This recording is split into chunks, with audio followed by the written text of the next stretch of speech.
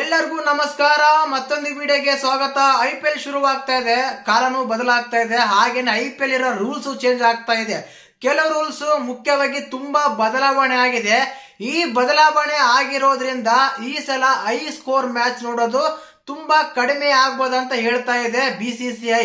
ಯಾಕಂದ್ರೆ ಇವರು ಕೊಟ್ಟಿರೋ ಒಂದು ರೂಲ್ ಚೇಂಜ್ ಪ್ರಕಾರ ನನ್ಗನ್ಸ್ತಾ ಇದೆ ಹೆಚ್ಚಾಗಿ ಸ್ಕೋರ್ ಲಾಸ್ಟ್ ಇಯರ್ 260 250 ಈ ತರ ಸ್ಕೋರ್ ಬಂದಿತ್ತಲ್ಲ, ಆ ಸ್ಕೋರ್ಸ್ ಏನಿದೆ ಈ ಸಲ ತುಂಬಾ ಕಡಿಮೆ ಆಗ್ಬೋದು. ಯಾಕಂದ್ರೆ BCCI ಅಂತ ರೂಲ್ಸ್ ಎಲ್ಲ ತಗೊಂಡ್ ಬಂದಿದೆ. ಎಕ್ಸ್ಪೆಷಲಿ ಈ ರೂಲ್ಸ್ ಬೌಲರ್ಸ್ ಗೆ ತುಂಬಾ ಹೆಲ್ಪ್ ಆಗುತ್ತೆ, 100% ಹೇಳ್ಬೋದು. ಇನ್ನೊಂದು ಬಂದ್ಬಿಟ್ಟು ಕ್ಯಾಪ್ಟನ್ಸ್ ಗೆ ತುಂಬಾ ನಿರಾಳವಾಗಿದೆ. ಯಾಕಂದ್ರೆ ಒಂದು ರೂಲ್ಸ್ ತಂದಿದ್ದಾರೆ, ಆ ರೂಲ್ಸ್ ಇಂದ ಹಳೆ ರೂಲ್ಸ್ ಇರೋ ಕಾರಣ ಕೆಲವು ಸಲ ಕ್ಯಾಪ್ಟನ್ಸ್ ಎಲ್ಲ ಬ್ಯಾನ್ ಆಗ್ತಾ ಇದ್ರು, 1 ಮ್ಯಾಚ್ 2 ಮ್ಯಾಚ್ ಅಂತ. ಈಗ ಹೊಸ ರೂಲ್ಸ್ ಬಂದಿರೋ ಕಾರಣ ಅದರಿಂದ ತಪ್ಪಿಸ್ಕೋಬಹುದು. ಮತ್ತೆ ಈ ರೂಲ್ಸ್ ಎಲ್ಲ ಏನಿದೆ, ಹೊಸ ಅಪ್ಡೇಟ್ ಏನೆಲ್ಲ ಬಂದಿದೆ ಅಂತೆಲ್ಲ ಮಾತಾಡೋಣ. ದಯವಿಟ್ಟು ಚಾನಲ್ ಯಾರನ್ನು ಹೊಸ ನೋಡ್ತಾ ಇದ್ರೆ ಮಿಸ್ ಮಾಡ್ದಾನೆ ಸಬ್ಸ್ಕ್ರೈಬ್ ಮಾಡಿದ್ರ ಡನ್. Okay done. ಮೇನ್ ಆಗಿ ಈ ಬೌಲರ್ಸ್ ಗಳಿಗೆ ಸೆವಿಲ್ ಅಂತೀವಲ್ಲ, ಅಂದ್ರೆ ಈಗ ಎಂಜಲು ಅಂತಿ ನೋಡಿ, ಲಾಲ ರಸ ಅಂತ ನೋಡಿ, ಬಾಯಿಂದ ಹಚ್ಚಿ ಇಲ್ಲ ಬಾಲ್ ಎಲ್ಲ ತಿಕ್ತಾ ಇರ್ತಾರೆ ಈ ರೀತಿ. ಆ ರೀತಿ ತಿಕ್ಬಾರ್ದು ಅಂತೇಳಿ ರೂಲ್ಸ್ ತಂದಿತ್ತು ಯಾವಾಗ ಕೋವಿಡ್ ಬಂದಾಗ.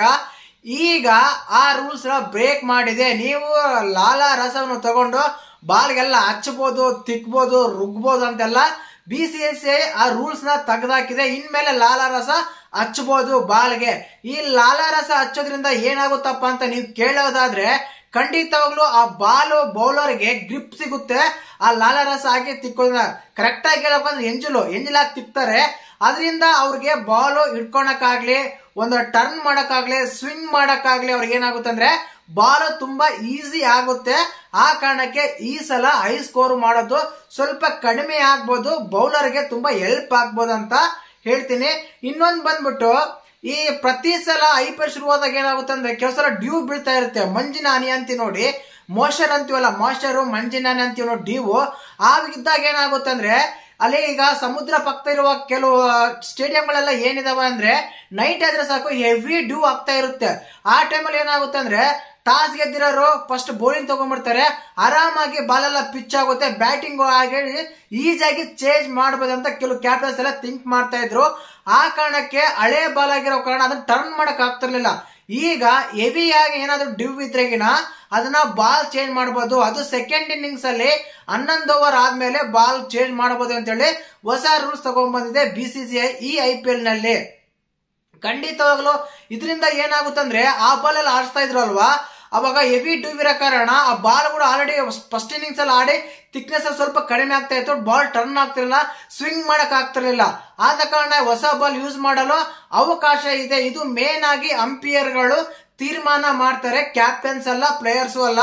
ಒಂದ್ ವೇಳೆ ಅಂಪೈರ್ ಗಮನಿಸಿ ಹೆವಿ ಡ್ಯೂ ಇದೆ, ಬಾಲ್ ಚೇಂಜ್ ಮಾಡಬಹುದು ಅಂತ ಏನಾದ್ರು ಅಂಪೈರ್ ಅನ್ಕೊಂಡ್ರೆ ಬಾಲ್ ಚೇಂಜ್ ಮಾಡಬಹುದು. ಇದು ಸೆಕೆಂಡ್ ರೂಲ್ಸ್.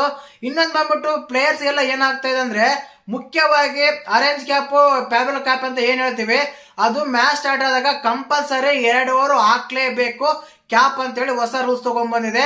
ಇನ್ನೊಂದು ಬಂದ್ಬಿಟ್ಟು ಸ್ಲೀವ್ಲೆಸ್, ಅಂದ್ರೆ ಬನೀನ್ ತರ ಟಿ ಶರ್ಟ್ ಹಾಕೊಂಡು ಎಲ್ಲ ಸ್ಟೇಡಿಯಂ ಅಲ್ಲಿ ಡಗ್ಔಟ್ ಎಲ್ಲ ಕುತ್ಕೊಂತ ಇದ್ರಲ್ಲ, ಆ ರೀತಿ ಈ ಸ್ಥಳದಿಂದ ಮಾಡೋ ಹಾಗೆ ಇಲ್ಲ.